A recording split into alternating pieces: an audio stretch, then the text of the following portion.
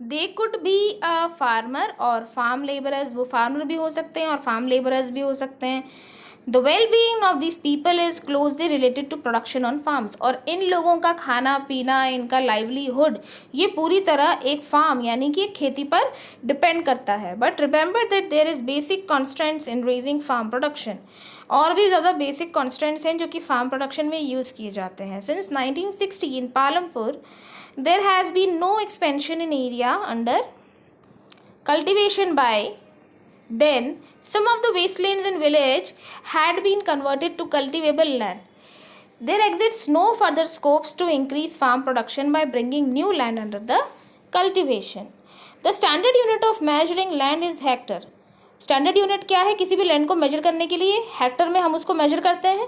And through in the villages you may find land area being discussed in local unit such as bigha और गुंठा. अगर हम local languages में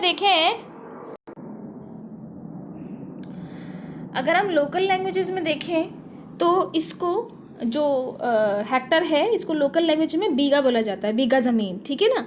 1 hectare equals the area of square with one side measuring 100 centimetre. You Can you compare the area of 1 hectare field with the area of your school ground? This is activity, we'll do it later. Is there a way one can grow more from the same land? And the kind of crops grown and facilities available. In the kind of crops grown and facilities available, Palampur, which would resemble the village of western part of state of Uttar Pradesh. All land is cultivated in Palampur. जितनी भी lands है वो almost Palampur में cultivate की जाती हैं. No land is left idle. कोई भी ऐसी land नहीं है जिसको idle छोड़ा गया हो. During the rainy season, kharif farmers grow jowar and bajra. Kharif season जो होता है उस समय किसान जो हैं वो ज्वार और बाजरा की बुआई करते हैं. दीज प्लांट्स आर यूज्ड एल कैटल फील्ड्स, और ये प्लांट्स जो हैं ये कैटल फील्ड्स की तरह यूज़ किए जाते हैं. कैटल को फीड किया जाता है इनसे. ठीक है ना. जो कि यूज़ किए जाते हैं फार्मिंग में, जो डोमेस्टिक एनिमल्स, उनको फीड किया जाता है इनसे. It is followed by cultivation of potatoes between October and December. Cultivation, potato का जो कल्टीवेशन है अक्टूबर दिसंबर के करीब वो भी किया जाता है. इन दी विंटर सीजन, रबी जब सीजन रहता है विंटर सीजन में, fields are sown with wheat की चांस आती है. फिर from the wheat production farmers keep enough wheat for the families.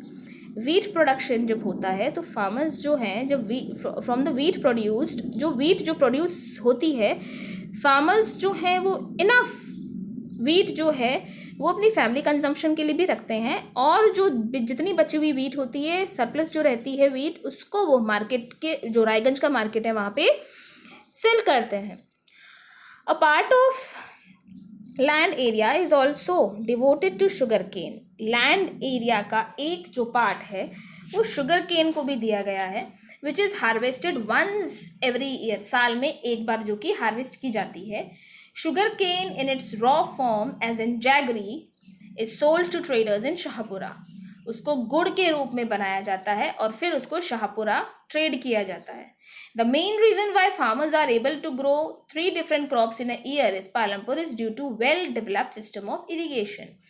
अब आप ये देखो कि द मेन रीज़न जो ये है कि जो फार्मर्स हैं वो 3 डिफरेंट क्रॉप्स पूरे साल में जो है वो एक तरह से कल्टिवेट कर रहे हैं. वो इसीलिए कर रहे हैं क्योंकि पालमपुर जो है वो एक वेल डेवलप्ड इरिगेशनल सिस्टम को कंसिस्ट करता है. ठीक है. Electricity came early to Palampur. It is major impact was to transform the system of irrigation. Persian wheels were still then used by farmers to draw water from the wells and irrigate small fields.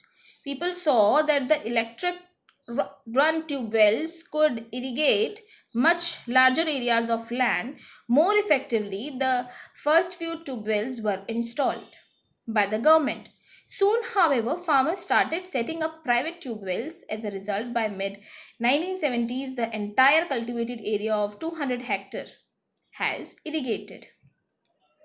क्या मतलब हुआ इसका? क्या बोल रहे हैं? Persian wheels जो हैं वो एक्चुअली जो फार्मर्स जो हैं वो वाटर खींचने के लिए वेल्स का प्रयोग किया करते थे, लेकिन धीमे धीमे लोगों ने देखा कि इलेक्ट्रिक रन ट्यूबवेल्स भी बहुत अच्छे इरिगेशन के लिए यूज़ किए जा सकते हैं।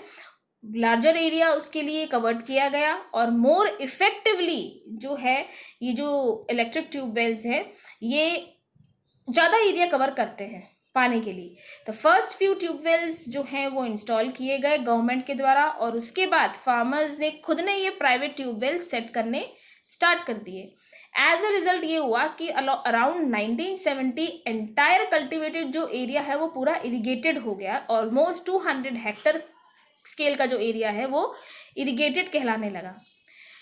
To grow more than one crop on a piece of land during the year is known as multiple cropping. एक से ज़्यादा एक साल के अंदर अंदर अगर आप एक से ज़्यादा क्रॉप जो है उसको कल्टीवेट कर रहे हैं तो उस एक तरह से उसको बोला जाता है मल्टीपल क्रॉपिंग। उस साल को बोला जाता है multiple cropping. It is the most common way of increasing production. सबसे मोस्ट कॉमन वे है कि आपका जो प्रोडक्शन है वो इंक्रीज किया जा रहा है। All farmers in Palampur grow at least 2 main crops. जितने भी फार्मर्स हैं वो एटलीस्ट 2 जो मेन क्रॉप्स है वहाँ की वो बोते हैं। Many are growing potatoes as the third crop. Potato जो है वो थर्ड क्रॉप के रूप में बोई जाती है in the past 15 to 20 years. उसके बाद it is important to increase the area under irrigation. Why? You have read about crops grown in Palampur. Fill in the following table based on information on the crops grown in your region. You have seen that one way of increasing production from the same land is the multiple cropping. हम लोगों ने पढ़ा ही, ठीक है ना, कि एक साल में अगर एक से ज़्यादा क्रॉप्स बोई जा रही हैं तो उसको क्या बोलते हैं हम लोग? Multiple cropping.